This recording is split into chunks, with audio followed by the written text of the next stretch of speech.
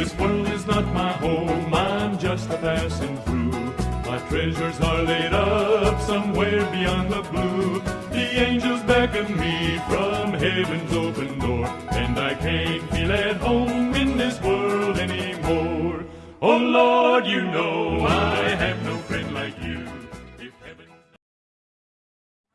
Seorang malaikat tampak terbang di tengah-tengah langit, dan padanya ada Injil yang kekal untuk diberitakannya kepada mereka yang diam di atas bumi dan kepada semua bangsa dan suku dan bahasa dan kaum. Dengan suara nyaring ia mengabarkan pekabaran itu. Takutlah akan Allah dan muliakanlah Dia karena telah tiba saat penghakimannya, dan sembahlah Dia yang telah menjadikan langit dan bumi dan laut dan semua mata air.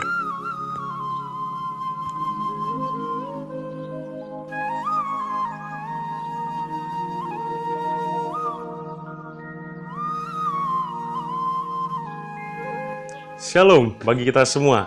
Salam damai sejahtera. Om Swastiastu. Saya bersuka cita dan bersyukur sekali oleh karena berkat rahmat Tuhan yang begitu luar biasa dan begitu indah sehingga kita dapat menikmati sampai pada detik ini. Pada saat ini kita akan mendengarkan atau merenungkan daripada firman Tuhan. Namun sebelumnya marilah kita berdoa. Dan saya akan berdoa bagi saudara pemirsa yang ada di rumah, dan kita akan berdoa di rumah kita atau tempat kita masing-masing. Mari sama-sama kita berdoa. Bapa yang di surga, terima kasih Tuhan sudah memberikan berkat yang Tuhan percayakan sampai pada saat ini.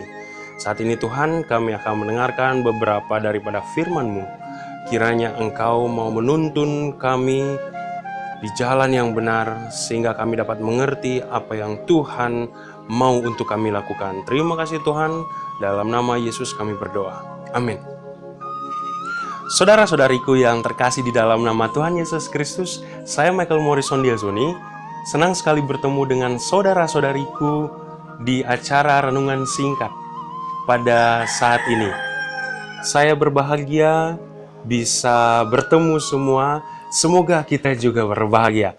Baiklah, firman Tuhan yang seperti saya sudah katakan berjudul Sudah Tiba Saatnya. Nah, Alkitab mengatakan bahwa Allah Maha Tahu dan kita juga telah mengetahuinya. Allah mengetahui masa lampau dan masa depan.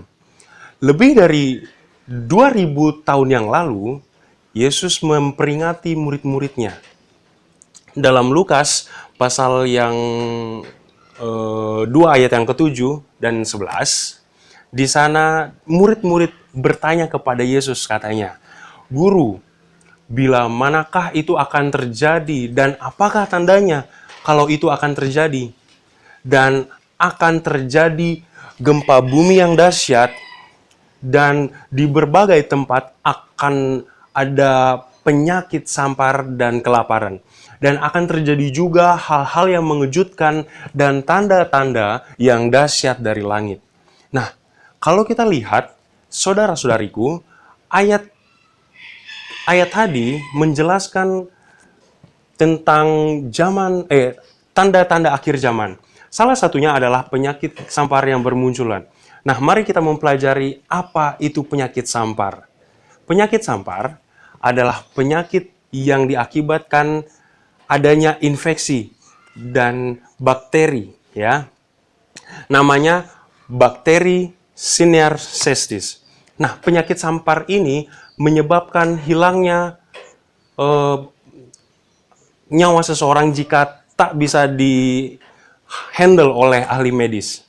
Nah, ada beberapa jenis penyakit sampar yang ingin saya bagikan pada saat ini. Perlu kita ketahui, saudara-saudaraku. Yang pertama adalah pneumonia plague, ya.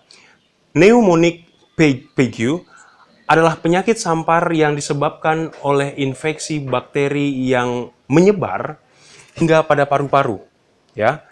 Yang kedua adalah septicemic plague, ya.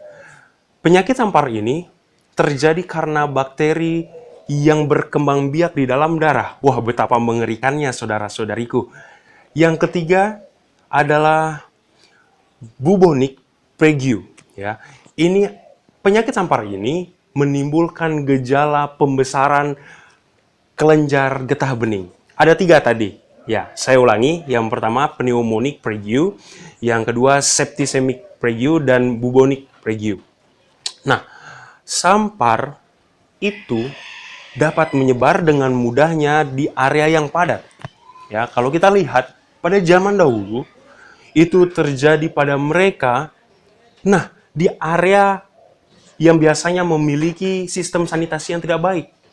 Dan jadi kita harus bisa memiliki area yang baik di dalam tubuh kita. Ya, kemudian area yang jernih juga, steril di dalam lingkungan kita untuk bisa menghindari hal-hal yang tidak diinginkan. Nah, di area dengan populasi hewan pengerat yang cukup tinggi.